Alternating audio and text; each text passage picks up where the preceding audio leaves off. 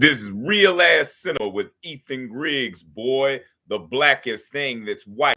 And on this episode, we're going to discuss Quentin Tarantino's masterpiece, Once Upon a Time in Hollywood, starring Leonardo DiCaprio, Brad Pitt, Margot Robbie, many others like Al Pacino, fucking Bruce Dern, who was supposed to be the character that Bruce Dern plays, George Spawn, was supposed to be played by Burt Reynolds, but he died before they could film. And man, motherfucker, was read for the lines and everything, and that's what the last thing he was doing before he died was he was preparing for this role.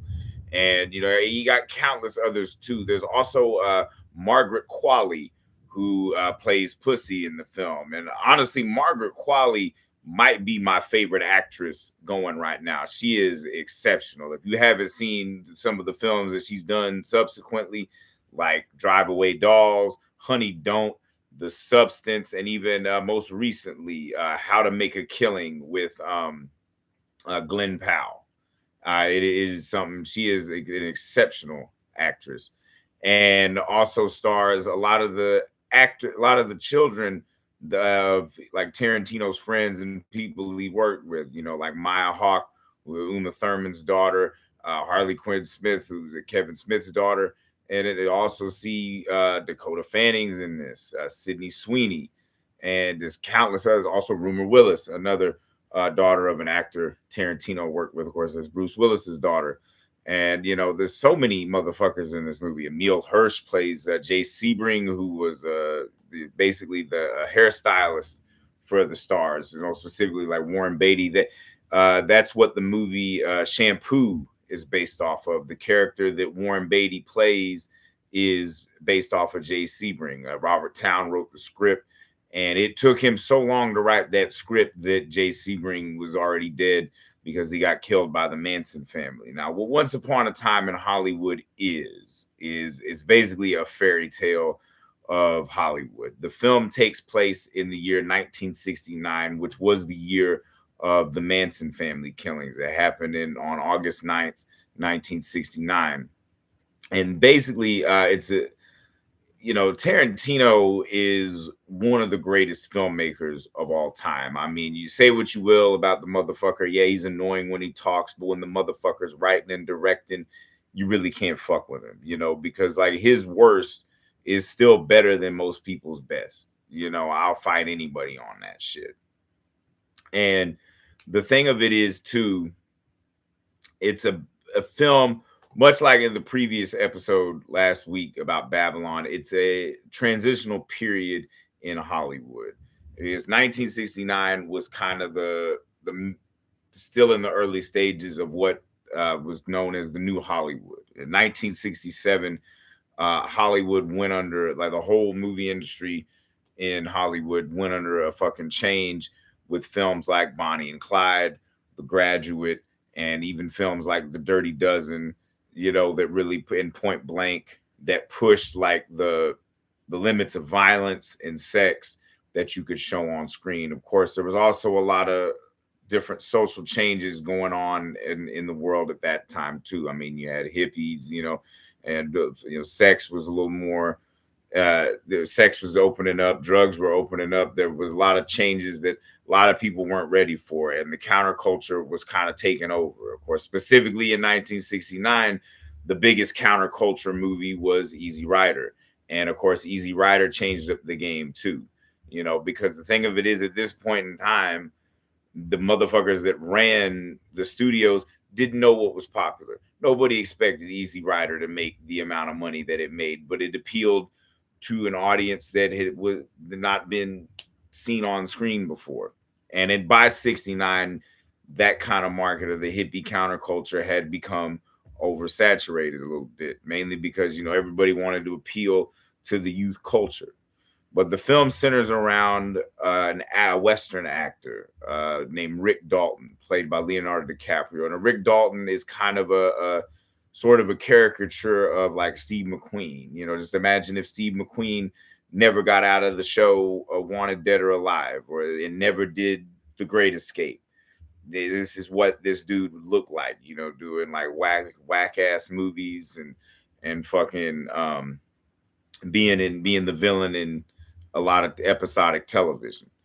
And you have his stunt double, Cliff Booth, played by Brad Pitt, who won the Academy Award for this role, and is probably the coolest role that Brad Pitt ever played since fucking Tarantino gave him Aldo Rain in Inglorious Bastards. I mean, this motherfucker is like the Zen master and also a fucking professional killer. I mean, this motherfucker was like killing Japs in the Philippines in fucking World War II and shit. And like this motherfucker is, if you read the novel that Tarantino wrote, Once Upon a Time in Hollywood, that's a fucking like, it adds a lot more layers to the film and stuff. Now, mind you, both those characters are fictional. The one of the real characters that this film has is Sharon Tate, who is an actual actress who was married to Roman Polanski and who was killed by the Manson family while she was pregnant with his child. Now, honestly, after watching this movie, it got me to wondering, the whole little love triangle between Sharon Tate, Roman Polanski, and Jay Sebring, who she was engaged to before. It makes me wonder, like, whose baby was it? Who the fuck knows? Because Sebring was there the night that she died, or he died as well on the same night. And Margot Robbie plays Sharon Tate absolutely brilliantly, because the thing about it is, there was a bit of controversy when this movie first came out back in 2019. There was a reporter that was going to try to like come at Tarantino for this, and Margot Robbie didn't have enough lines in the movie. Well, the thing about it is like with Margot Robbie, the less she says, the better sometimes, because she can convey more with her face and her gesture. What she does in this film is absolutely brilliant, because obviously, clearly, that's somebody that doesn't understand what the fuck acting is. You don't need to say a bunch of lines to be able to emote things. When you see her in that scene when she's in the movie theater watching The Wrecking Crew, which is a film that Sharon Tate was in with Dean Martin. It was the fourth film that they made in the Matt Helm series, and seeing her watch herself on screen and also hearing the audience reaction, she's like, remember that fight scene. Because also Bruce Lee has an appearance in this film. Mike Moe plays Bruce Lee absolutely brilliantly. It's like they brought Bruce Lee back from the dead. It's fucking insane the way he plays it. And that was another point of controversy. People did not like the fact that Bruce Lee got his ass whooped in the movie, because nobody would believe that Bruce Lee could have got his ass whooped. Well, that is fucking dumb, because anybody can get their fucking ass whooped. The greatest fighter in the world, I don't know. The thing about it is, there is a thing where motherfuckers die early enough to where they never get the chance to fuck up. And Bruce Lee was one of them. I'm going to be Bruce Lee, Jimi Hendrix, Kurt Cobain, Jim Morrison, and well, I mean, maybe not Amy Winehouse. I don't know. She may have fucked up plenty before she died. But the point of it is like, you get these artists who die extremely early and they never get the chance to fuck up. But if you watch that sequence where Cliff Booth and Bruce Lee are having their little friendly contests and stuff, and if you read the novel too, it adds a bit of layers to the thing, because it's like, Cliff Booth, this was like a man's man. This motherfucker loved to fuck around, fight, fuck shit up, but he was real calm about it. He didn't just do it just for the fuck of it. And so we see him do this little contest. He guesses this dude's move, and he's like, he's going to do it again. So he anticipated it. By that third round, this motherfucker's back in the fucking Philippines and shit. Like, he's fucking, he's ready to kill a motherfucker. Because, like, this is a trained killer. This motherfucker don't fuck around. If you read the novel, every other chapter is this dude killing somebody, And Bruce Lee is a fucking martial artist, patty cake bullshit, if you will. He ain't killing nobody. That whole my hands are registered as lethal weapons type shit. Well, but fucking Cliff Booth is a lethal weapon. You can't fuck with him. And so, but the film also centers around Rick Dalton dealing with his irrelevance. We open with he's getting has a meeting with a movie agent played by Al Pacino, fucking brilliant, and Albert Schwartz, and who specializes in getting American actors into like European films. And he's trying to get Rick Dalton into spaghetti westerns, which even by that time, 1969, Sergio Leone, had kind of changed the game when it came to westerns with his Dollars trilogy, A Fistful of Dollars, For a Few Dollars More, and The Good, the Bad, and the Ugly. But they still weren't perceived. They really weren't taken as seriously, even if Sergio Leone did create the greatest Western star since John Wayne. I mean, without that Dollars trilogy, Clint Eastwood would not be who the fuck he is today. And the thing about it is like, there was always that argument between Clint Eastwood and Sergio Leone because the other one thought they made the other one. Like without Clint Eastwood, there'd be no Sergio Leone. But then again, without Sergio Leone, there'd be no Clint Eastwood, because Clint Eastwood had a similar start as like Rick Dalton, because he had, yet again, he had a Western television show, Rawhide. That was like his biggest claim to fame before he did A Fistful of Dollars. And he had started, he'd had a couple of bit parts in like some Universal monster movies. Like he plays the scientist in Revenge of the Creature, and he also plays a fucking fighter pilot in the movie Tarantula, I believe. And it wasn't until the Dollars trilogy, after The Good, the Bad, and the Ugly, he leaves Italy and then becomes a big star in America, much to everybody's surprise, because nobody thought Clint Eastwood was going to be a fucking star. And then he just defied all odds with that shit. And so, but now, Rick Dalton, he's in and played absolutely brilliantly by DiCaprio. Like DiCaprio really like gives his heart and soul. Like him and Brad Pitt together are just absolutely fucking brilliant. I mean, that is one of the greatest pairings since Robert Redford and Paul Newman. I mean, and of course, like Brad Pitt was like kind of the Robert Redford of the 90s.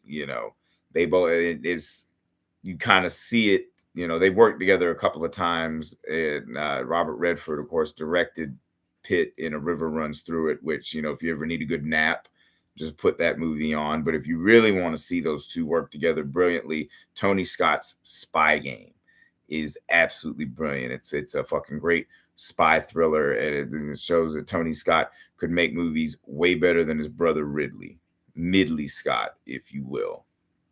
But you see these two interact together because like basically like Cliff is kind of Rick's anchor. He keeps him centered and shit, and there was a lot of shit that people like misunderstood in this movie too, because also like a lot of people don't understand the background, the history and shit. They don't understand like the perceptions of things, because there's that line when they leave Musso and Frank's, a very famous restaurant in LA, and they're sitting and Rick's crying, and Cliff's like, hold on, don't cry in front of the Mexicans. Somebody perceived that as being racist, but it's like, no, you don't cry in front of the Mexicans. They're gonna think you're a fucking pussy. That's the whole fucking thing. And he still does it. He's crying like a little bitch, because he doesn't want to be in Italian westerns. He wants to be a big movie star, And what's brilliant about that performance is he perfectly captures that bruised ego of the fucking wounded actor, the guy that just can't hack it. He wants more than he deserves and all this shit. Whereas like, Cliff Booth is the exact opposite. This motherfucker don't even care if he's got, fucking cheese on his macaroni or some shit. This motherfucker, as long as he gets home in time to watch Mannix, that's all he gives a fuck about, which is just absolutely like the funny thing about this film that got me is like Tarantino throughout his career has talked like mad shit about Robert Altman. And the funniest shit here is like, this is his most Altman-esque picture. There's not directors out there that do like Robert Altman style shit, Paul Thomas Anderson being the only one that comes to mind. But there's two or three instances in Once Upon a Time in Hollywood where Tarantino fully emulates Robert Altman. The first one being that scene where Cliff Booth is feeding his dog Brandy, which is very cute pit bull that he acquired. The novel like explains all that, like how he got the dog and all that good shit. But why it's very reminiscent of the opening sequence of The Long Goodbye, where Elliot Gould is trying to feed his cat Curry brand cat food, and it's done very well. Because the thing about it is, you see, like once he drops off Rick Dalton at his place and he's rushing to get home, you think, oh, this dude just drives like a madman. He's a stunt man. He's wild and crazy. No, he's rushing home so he doesn't miss his show Mannix. Of course, you leave the TV on for the dog and shit. TV's already tuned into the channel that Mannix is playing on. And he gets home just in fucking time. And he's making his dinner. They're feeding his dog, making his dinner while the fucking commercials are on. Because that's something that a lot of motherfuckers don't appreciate now, especially in the advent of streaming, where you can skip commercials or you get fucking TiVo, you can fast forward through the commercials. Back in the day, motherfuckers used to just do shit while the commercials were on. Commercials were the break that you needed so you wouldn't miss anything in your fucking show. You wouldn't have to pause anything. You get up, go make fucking quick dinner and shit. You know, he's heating him up some fucking macaroni, got to crack open a beer. He sits down and watches Mannix, and dog eats too, and all this shit. This is fucking brilliant. This is how shit used to be and stuff. And another instance where like Tarantino emulates Altman is the use of the radio in this film. Like, now granted, you go back and say, well, he did the same shit in Reservoir Dogs. Not necessarily. He kind of like, you know, he's riffing on all those like nostalgia radio stations, especially in the 90s, because the 70s were the nostalgia period of the 90s. And they had all those little like fucking 70s channels and shit. But in the movie, in Robert Altman's film, Thieves Like Us, he uses it's a film that takes place in the 30s, which was a time where, you know, Robert Altman was a kid and he remembered the radio shows of the time. And because before television, you had radio, and it was like you had these little serials that would play, and you know, it was shit that you made sure that you were there at the radio to listen to this shit. And it with the way he used those radio shows and Thieves Like Us, there's no actual film score in that picture. It's all done with whatever radio show was playing, whatever needed to accentuate the action. And Tarantino does the same thing with the radio, LA radio in 1969. Of course, you get one of the greatest radio DJs of all time, the real Don Steele, who was a staple in LA radio and also would be a staple of Roger Corman films. You know, most notably shit like Death Race 2000 and Grand Theft Auto. And he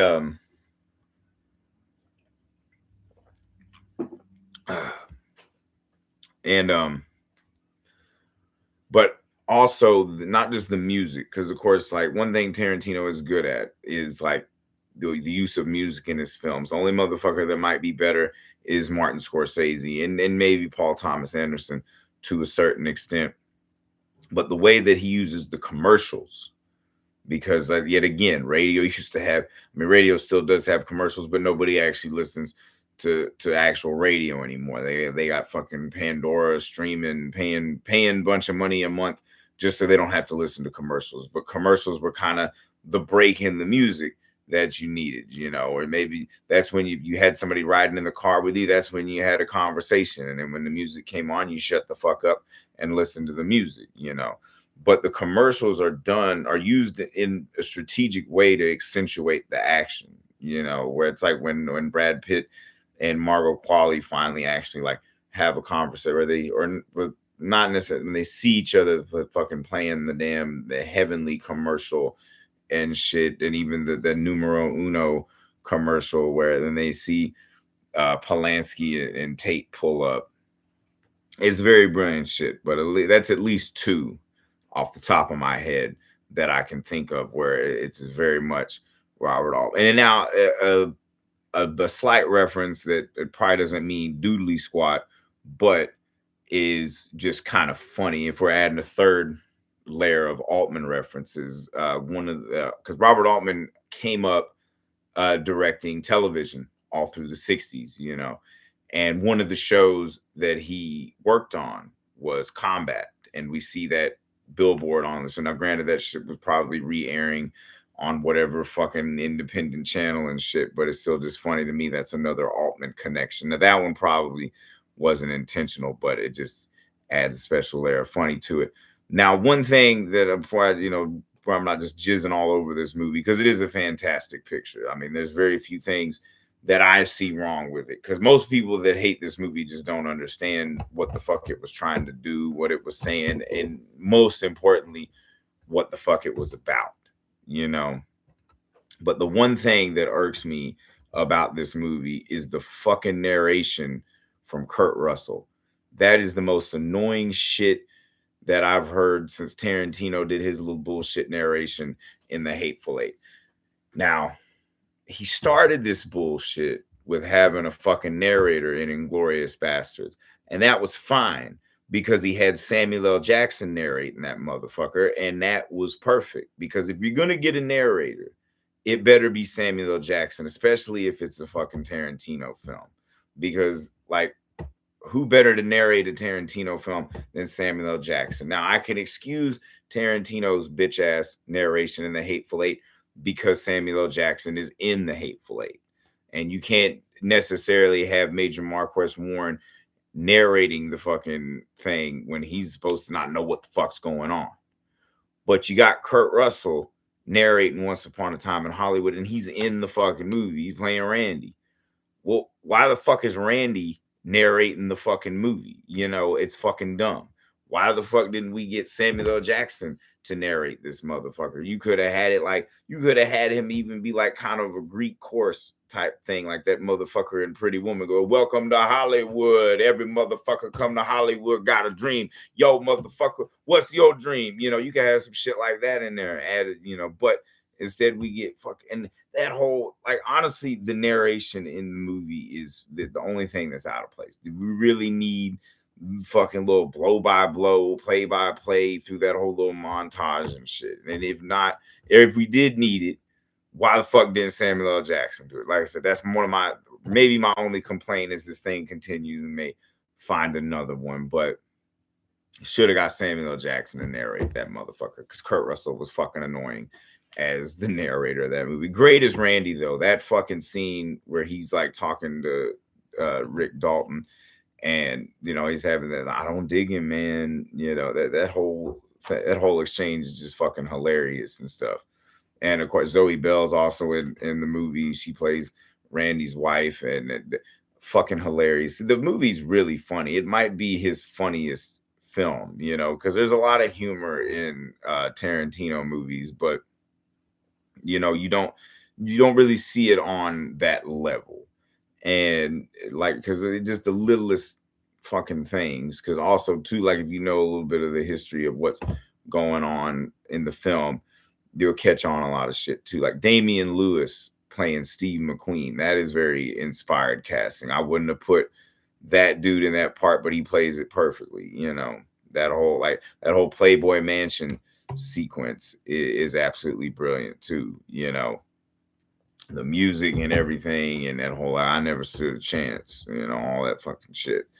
And because of course that was a pivotal time in Steve McQueen's life too, in 1969, because he's coming off a Bullet, and you know, he about to be in a movie jail essentially, because like his subsequent films after Bullet would be fucking major flops, with the exception of maybe Le Mans. I don't know, Le Mans may have been successful, but it was a shit show making the picture, because dude was like strung out on cocaine and fucking deciding to direct a movie with no fucking script, you know. So that's right there is a fucking recipe for disaster.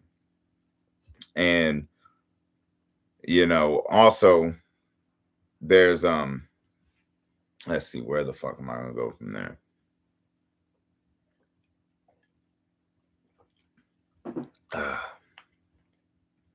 So also the motherfucker that plays Charles Manson, absolutely brilliant. And that whole fucking sequence of Spawn Ranch, like, as much as it would have been cool to see Burt Reynolds play George Spawn, Bruce Dern does an exceptional job. That's yet again another funny moment and shit. It is kind of weird to see Dakota Fanning in a part like this. She's definitely a far cry away from that sweet innocent girl that she played in Man on Fire, and now she's talking about fucking some dude's brains out and stuff. It is crazy, like how how cyclical Hollywood truly is. And Austin Butler is also in this playing Tex, and he's a bitch ass motherfucker in this. Thing about it too is one thing nobody talks about is how much of a trendsetter that Tarantino is, because what this movie also is a film about like this motherfucker's childhood, because this is when you've been like what 6 years old maybe by the time when this movie takes place, and so this is like the fantasy world of like a 6-year-old Quentin Tarantino. And around this time is when like many other directors were making movies about like their childhood or the period of their childhood. Like most specifically, you had Steven Spielberg with The Fablemans, Sam Mendes with Empire of Light, Paul Thomas Anderson with Licorice Pizza, and a few others that I don't remember off the top of my head, but it become a trend, and it's something that he had been kind of, setting trends, even like with Reservoir Dogs and Pulp Fiction, you started to see a bevy of crime films come out that were, off the wall, quirky, not your typical, not like maybe the kind of crime films that maybe a Scorsese would put out or something. And then like Jackie Brown, because he replaced it based off of the novel Rum Punch by Elmore Leonard, and he changes the ethnicity of the main character of Jackie Burke in the book, changed the name Jackie Brown, and turns it from a middle-aged white woman to a middle-aged black woman. This would set off a trend because the following year, when Steven Soderbergh does Out of Sight, it's also based off of an Elmore Leonard novel. They changed the ethnicity of the buddy character from a white redneck dude to a black dude, and which is better in my opinion because like I'm a big Elmore Leonard fan, but the book Out of Sight is kind of trash. And the fact that they got Ving Rhames in Out of Sight is that Ving Rhames seems to me the only like actor that could hold their own against George Clooney, because like he's a voice of reason that is usually reserved for the likes of Morgan Freeman, and he perfectly plays that part. And because of course, like Out of Sight in a way is kind of a spiritual sequel to Jackie Brown, because you get to see Michael Keaton play the same character that he plays in Jackie Brown and Out of Sight, which is absolutely brilliant. But even with Kill Bill, you saw a bunch of like chop socky stuff come out after that, and then or revenge flicks for that matter, but he's ever the trendsetter, and whether people like to admit that shit or not. And I feel like with this film, because like Babylon's the same fucking way. It's a movie about Hollywood. You got two of the main stars from Once Upon a Time in Hollywood in that one, but it's also too is like Brad Pitt and Margot Robbie just look like old school movie stars back when the requisite for being a movie star was you had to be attractive. The screen had to love you. Like not everybody is made to be a movie star. You don't have to be a great actor to be a great movie star. You just got to know how to hit your mark. But the thing about it is a great director can get a performance out of anybody. It's like the Sam Wanamaker. Not saying he's a great director, but that's an actual person. He started out as an actor, real good friends with Yul Brynner. And that's with that line I didn't catch on until I read the book when he says, when, Dalton's all hung over, because he's also a fucking miserable drunk. And he's, putting the bowl of ice on his face. And he's like, sorry for the wet hand. That's okay. I'm used to it with Yul. I thought he said, I'm used to it with you. Like they had known each, but Yul, you got to listen. Yul, meaning Yul Brynner, because Yul Brynner was also a fucking drunk.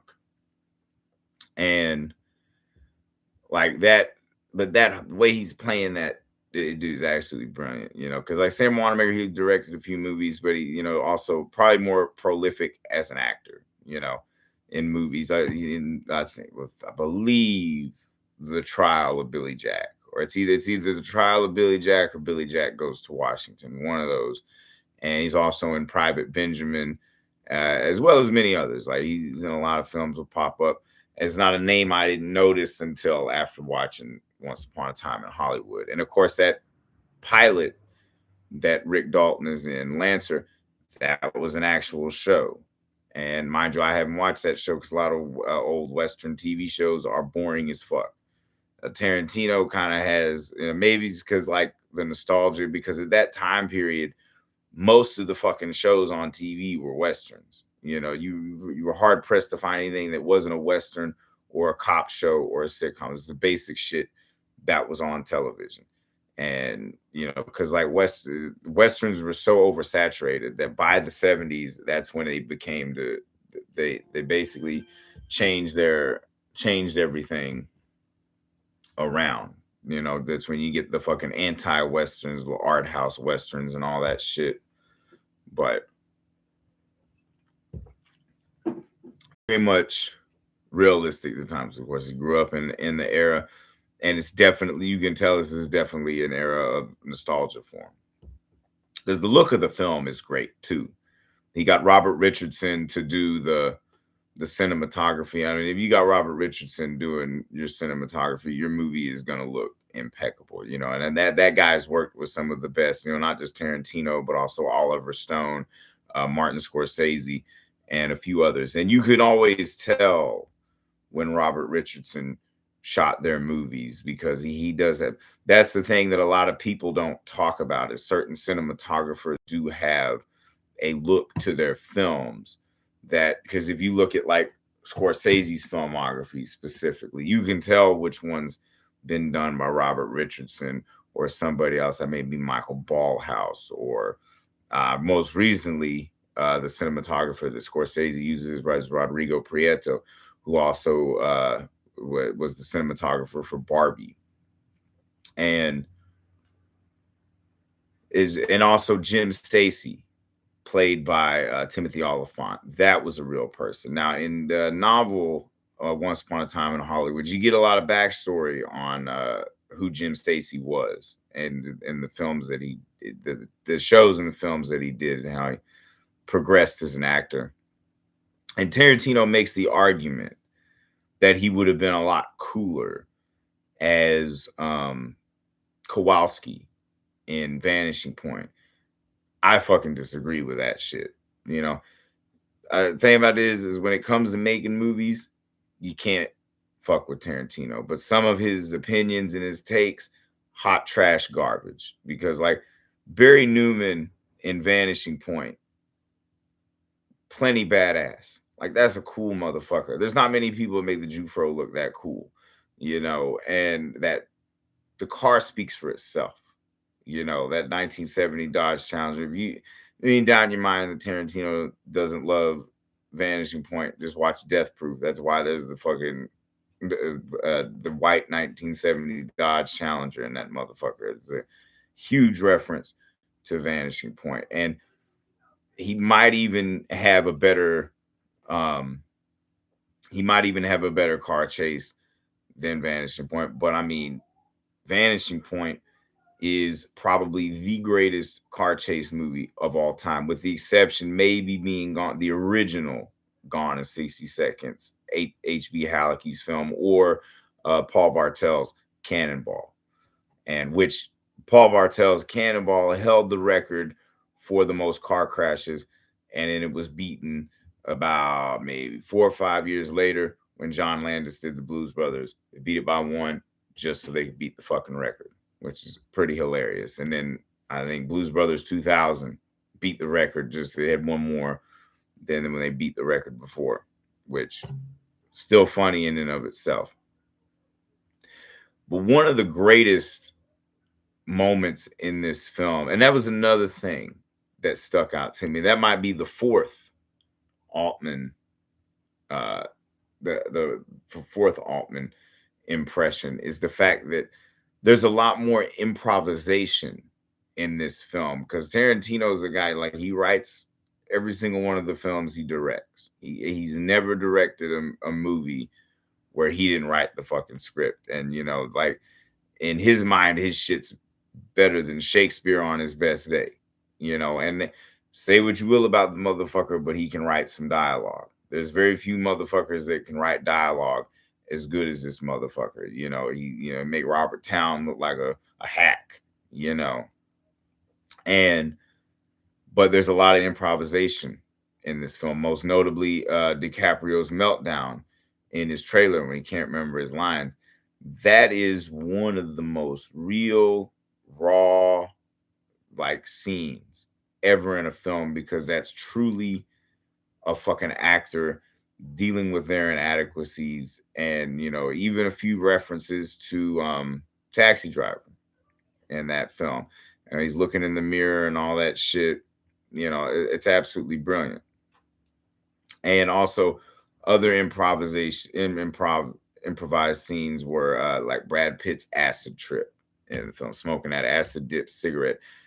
And that is one of the most realistic acid trips I've ever seen in a film. The only other films that come to mind as far as like realistic acid trips are Roger Corman's The Trip and Terry Gilliam's Fear and Loathing in Las Vegas. Those are the only ones that I can think of that are, because there's that moment, he smokes that acid dip cigarette while he's walking his dog, and he comes back, he's gonna feed his dog, but there's that fucking moment like where you're just doing shit normally, everything's fine, and then you realize, oh yeah, I did fucking drop acid, and that whole thing. And now that sequence is out of all the shit that Tarantino's done that like just elevated cinema to the highest levels, whether it's the fucking House of Blue Leaves fight sequence in Kill Bill, or that fucking the car chase and the car crash in Death Proof, and even like any of fucking Brad Pitt scenes in Inglorious Bastards, as well as that honestly, that's as far as it goes, because nothing really tops Brad Pitt beating the shit out of the fucking Manson family while he's tripping acid. I mean, that is one of the most gratifying sequences. Of course, it's a fucking fairy tale.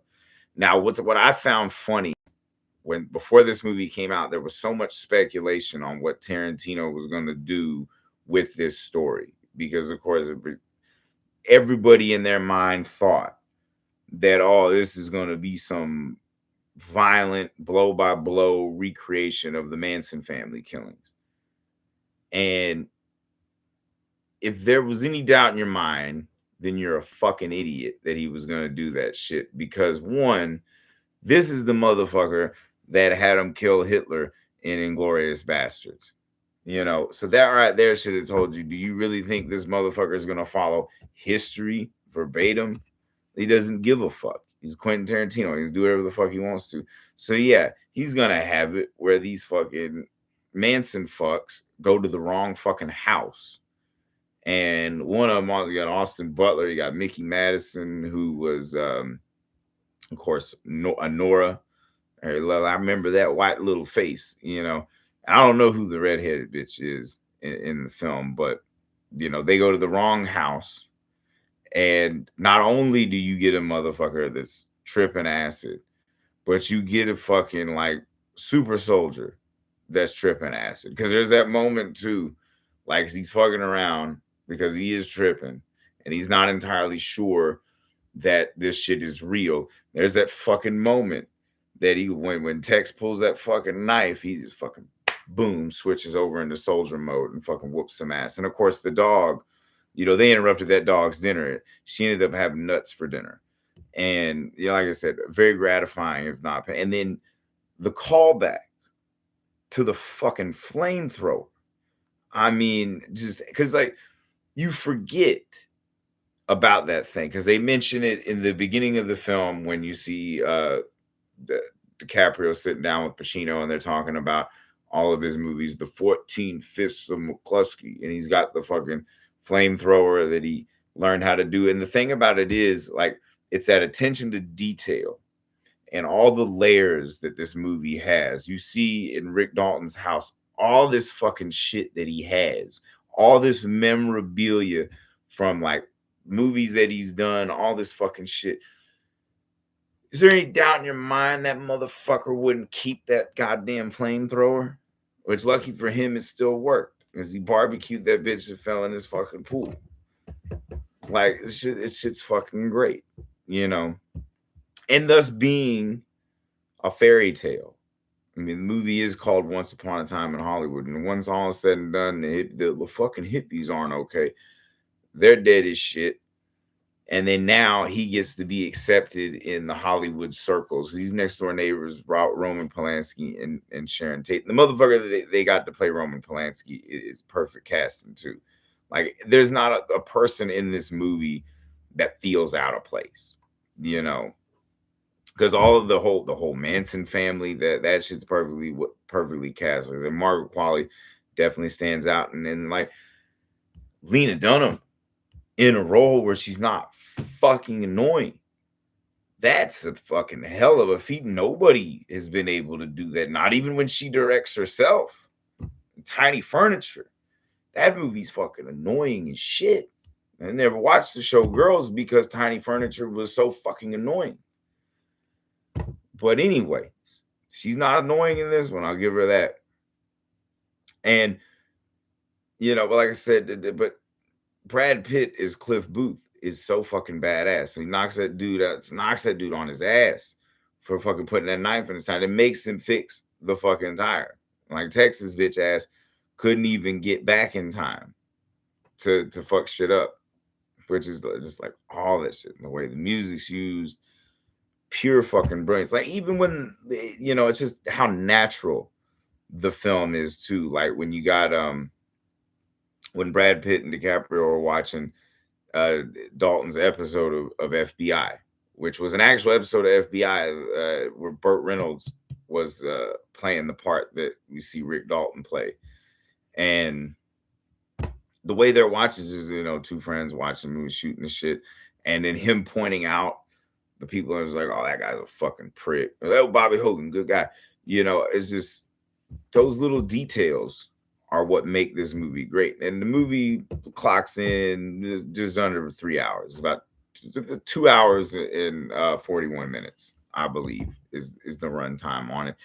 And honestly, dude, this movie could have been 3.5 hours and it still would have been just as fun. And I feel like there was a lot more that he cut from the movie. Like, apparently Tim Roth got cut from the fucking movie, but I'm like, you know, Tarantino claims there wasn't that much more, like maybe 10 or 15 minutes that he cut from the film. I don't buy that because there's so much shit in the novel that didn't make it into the film. But reading the novel kind of makes the movie make a little more sense, as to like, even down to like, why the fuck is he listening to Neil Diamond? He bought a tape, you know, and just that whole, it gives a lot of backstory too, if you didn't already know the shit that happens in the movie, you know, the background of what, like Bruce Lee, for instance, you know, he was before he had like kind of broke famous, you know, beyond playing Kato, the sidekick to the Green Hornet. He was a trainer for a lot of like Hollywood stars, you know, like J.C. Ring. You see him training Sharon Tate for her little fight scene in the Wrecking Crew. You know, he also James Coburn, Chuck Norris, I believe, or at least I don't know that one for sure, but James Coburn for sure, because they co-wrote that script that was Circle of Iron, and he had been trying to get that movie made a bunch of times. Like, all those parts that David Carradine plays in the movie, that was supposed to be Bruce Lee, which there's also that rumor that Bruce Lee was supposed to be Kwai Chang Caine in Kung Fu, and which probably would have been complete ass, because like David Carradine, like, and even Circle of Iron, I don't think Bruce Lee could have pulled off all of the shit that David Carradine does in Circle of Iron. Absolutely brilliant. If you haven't seen Circle of Iron, check that shit out. But even Roman Polanski's always trying to pitch the fucking script to Polanski and shit. And Charles Manson is another one that's a tragic figure, because all this motherfucker wanted to be was a rock and roll star. You know, much like Hitler, they both wanted to be artists. and then ended up doing atrocious things. Because in the arguments that he didn't actually kill nobody, he just told people to kill people. He was that persuasive. But like if the Jews would just let him make music, there wouldn't have been an issue. Just same way the Jews would let Hitler paint, he probably wouldn't have did the shit that he did. But I guess that's what participation trophies get you. Shitty art. Well, and that kind of exclusiveness also gives you fucking mass murderers, or inclusiveness, however, whatever the fuck the word is for that. But and then like Margaret Qualley, those fucking scenes that she has with Brad Pitt. Of course, Margaret Qualley is Andy McDowell's daughter, and she might be a better actress than her mother, and definitely a shining star. That is probably the freshest one going right now. Absolutely brilliant. Her scene, the scene in the car with all this, gonna suck your dick while driving and shit, and he's like, I ain't going to jail for poontang. Because it's all, that was the thing too. That's the main reason they were able to stay. The Manson family's able to stay at Spawn Ranch, because you got this old man that's barely there. He's blind and not really right in the head and shit. And but what old bastard is gonna turn down fucking young pussy? That's what can you do? And of course, there's a lot of references too to like the spaghetti western shit. Of course, Sergio Corbucci, as he's termed in the film, or described in the film, as the second greatest director of spaghetti westerns. Of course, the first probably being Sergio Leone, because there wasn't. If it's not Sergio Leone, it's Sergio Corbucci. There's other directors that made spaghetti westerns that were just as good, and maybe like Sergio Solima and all those other motherfuckers. But Corbucci might be better than Leone. Now, granted, Leone was more stylistic, whereas Corbucci was a little more, raw and in your face. And it's the Nebraska Jim movie. It's funny because one of the first movies that Corbucci made was called Minnesota Clay. And there's clearly a reference to that. And it's funny because the little spy movie that they have him being in, that actual movie was directed by Corbucci, but they have it being directed by Antonio Margaretti, and this is crazy though. And that whole, like I said, it's just a film that is just fucking fun, and by 2019, we can say the pandemic killed a lot of shit, but even before then, 2019, what Tarantino claims is the last year for movies. Granted, there was a bit of a break, not gonna lie, because anytime something like Nomadland wins Best Picture, that's a bad year for movies. 2020 year, everybody would probably like to fucking forget, but by 2022, movies were back. I would argue 2023 was the return of the cinema because of Barbenheimer. The Barbenheimer weekend, you had people that actually went out and saw Oppenheimer or Barbie or both. I saw both that weekend, and it got everybody back into the theaters. Now, movies definitely ain't what they used to be. But even in 2019, people had still forgot how to have fun with a movie, how to enjoy a movie, and how to understand a fucking movie. Because when that movie came out, people wanted to pick it apart for the dumbest fucking reasons, whether it was Margot Robbie didn't have enough lines, or nobody could whoop Bruce Lee's ass. There's plenty of people that did. They just don't talk about it out of respect for Bruce Lee, and that's part of the adds to that fucking bullshit mythology that motherfucker was indestructible and shit. Now, clearly he wasn't, because they killed the motherfucker. But if he's so great, how come he couldn't dodge a bullet? I don't know. That may be a bit of poor taste, but people are fucking dumb. And and of course, like, how this movie didn't sweep the Academy Awards is beyond me. Of course, Brad Pitt won for Best Supporting Actor, very well deserved Oscar. And I think it got costume design. It's like Parasite was the one that swept the Oscars that year, and it's like, well, it needs to either win one or the other, either Best Foreign Film or Best Picture. It can't win both, you know.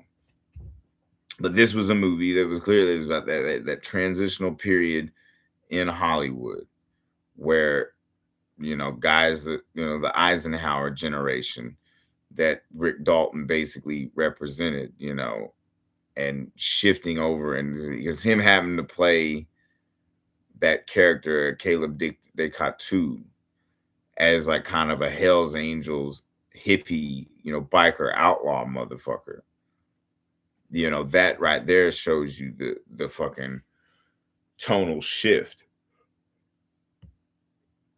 And it's just there's something brilliant about that, watching him trying to remember his fucking lines and shit, and deals with a lot of serious shit, alcoholism and the fragility of an actor's ego and all that shit.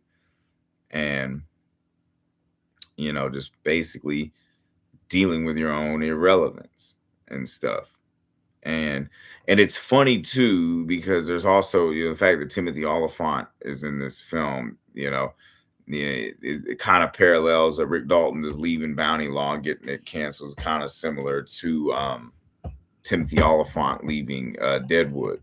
So they want to do the same shit, but they ended up doing Justified, playing the same shit, which is kind of intriguing.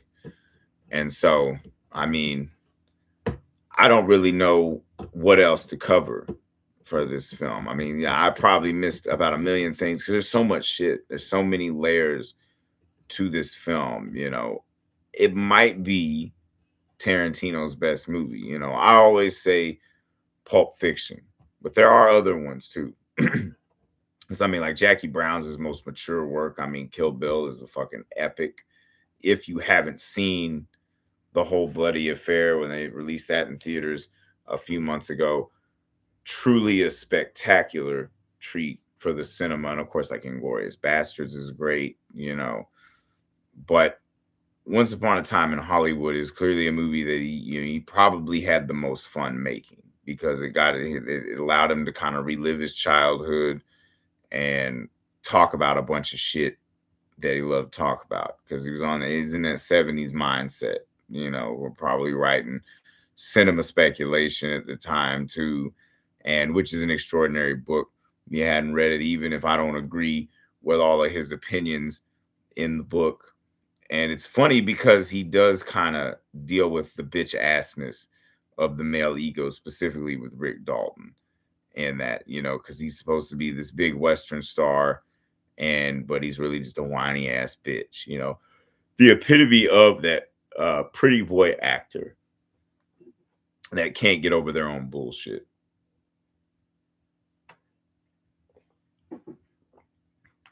But it's all about that ending, because you got it's kind of almost like a hangout movie. It's a movie that takes place in the span of 3 days. You have 2 days in February and then that one fateful day in August that completely, the hippies went to the wrong fucking house on that day. And like I said, very funny, very cathartic, because what the cinema is, we can't change history, but we can have fun with making a movie. It's not about not everything. I don't go to the movies for the gritty realism. That's just fucking ridiculous. You want to go have an escape, maybe have fun with it, see some badass characters doing badass shit. And that's definitely what you get with Once Upon a Time in Hollywood, especially Cliff Booth, because I cannot wait to see the new The Adventures of Cliff Booth, written by Tarantino, directed by David Fincher, and of course starring Brad Pitt. It's going to be fucking epic. It has potential to be even better than this one, but we'll see about that. And this is one of the greatest movies ever made. Like, it's one that you put it on, you're staying that whole 2 hours and 40 minutes, and it never lets up. It is just pure, unadulterated fun, and everybody in fucking top of their game, you know. And it's crazy too. In 2019, Al Pacino was in both a Tarantino and a Scorsese movie for the first time. Of course, he was also in The Irishman that year, you know. And of course, there's a lot of correlate because, like, you know, Margot Robbie, she got her American debut in The Wolf of Wall Street, stripped it all off, and then did Tarantino film, wrote him a letter, I believe, to be in this film. And of course, DiCaprio being one of Scorsese's main actors, and of course, Brad Pitt was one of the producers on The Departed, which is where he got his first Oscar. Something he shares in common with Michael Douglas, who got his first Oscar for producing One Flew Over the Cuckoo's Nest, and then got his second Oscar for acting in Wall Street.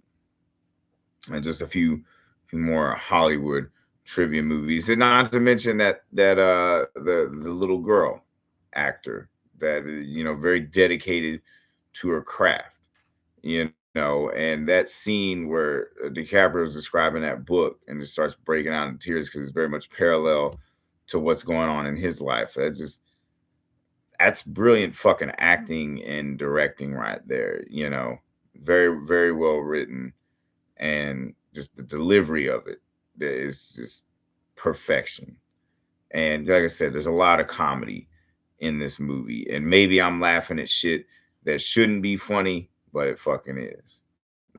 Not to mention, this was also Luke Perry's last movie, and he died before this movie got released. And so, I wouldn't necessarily say the movie was cursed, so to speak, but, you know, there's definitely a lot of crazy shit that happened in and around the movie and stuff. Because, I mean, you're dealing with, you know, crazy shit. And you barely see Manson in the film. You see him once, or maybe a couple of times. You actually see Manson, but you see more of the family than anything else. And like, that is a genuinely like haunting scene when Brad Pitt goes when he drops pussy off at the Spawn Ranch thing, and, you know, very creepy and just dingy and shit. You know, always gotta have a dog moving in the frame and shit, you know. Any doubt in anybody's mind that the fucking some of the pan shots that they do in this film are just absolutely brilliant, because, you know, Tarantino's always pushing to further like what you can do with the camera, what you can do with cinema. And when you've got a cinematographer like Robert Richardson, you know, he can get you whatever the fuck you want. And the motherfucker hasn't made a movie since then. I'm curious to see what the fuck he does. There's a few things rumored of what he's gonna do, because like he says he's only gonna make 10 films. Once Upon a Time in Hollywood is number 9. Because of course he counts Kill Bill as one movie, because it is one movie. And he said split in part because at that time, who the fuck's gonna go see a movie that's over 4 hours long? You know, like real ass people that like real ass cinema will go see shit like that. But you get people bitching how this motherfuckers that you know, they'll binge watch 16 hours of a fucking show, but can't go sit in a theater for 3 to 4 hours to watch a movie. You know, I guess if you can't be glued to your fucking couch, it's no good. But, you know, this has been another episode of Real Ass Cinema with Ethan Griggs. And there has been, and Tarantino definitely makes real ass cinema. And Once Upon a Time in Hollywood is the greatest example of that. You know, I don't think I've ever had more fun in the movies. I saw it 4 times in theaters, and the more I watch it, the more it almost honestly seems like it keeps getting better and better the more times I watch it. And you always find something new in the film, or like some little tidbit of history that you didn't pick up on in the beginning. You know, it's like, you know, them debating like the greatness of like William Whitney or something. You know, it's just really just a way for Tarantino to fucking talk his shit about the cinema, you know, and all the stuff that he loves about it, all his little esoteric references and shit. But like, most of your film bros don't know shit about shit. You know, the same motherfuckers that be like jerking off to Herzog or some shit. You know, you don't know cinema. You don't know a damn thing about the cinema, but I do. And stay tuned. Next week, I will tear apart The Devil Wears Prada. So this has been Real Ass Cinema with Ethan Griggs, boy, the blackest thing that's white.